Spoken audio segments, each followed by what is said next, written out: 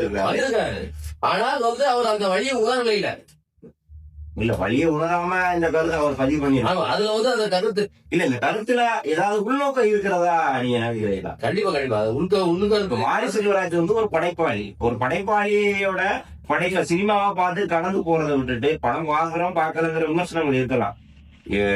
ஒரு கட்சி தலைமையில் இருந்து கருத்து சொல்ல வேண்டிய நபர் சரியான கருத்தா பதிவு பண்ணணும். இல்ல படத்தை பார்த்துட்டேன் பார்க்கலங்கிற மாதிரியான கருத்துக்களை சொல்லி கடந்து போகலாம்.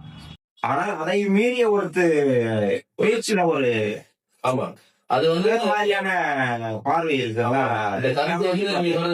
ஆனா அதை வந்து அந்த பேட்டியில கேட்கும் போகும்போது எனக்கு பைசல் பண்ணதான் தெரியும், பைசல் நான் பார்க்கலாம் அப்படின்றது போது அது வந்து ஆணவத்தின் உச்சம், ஆதிக்கத்தின் உச்சமா ஆணவத்தின் உச்சம். அது அந்த அதிகாரத்தின் உச்சமா தான் அதை நாங்க பாக்குறோம். அதை வந்து நயினார் நாகேந்திரன் தலைவர் அவர்கள் வந்து அதை மாற்றி மறுபடியும் பைசல் பண்ணாத அளவுக்கு பைசல் படத்தை பார்க்கணும்.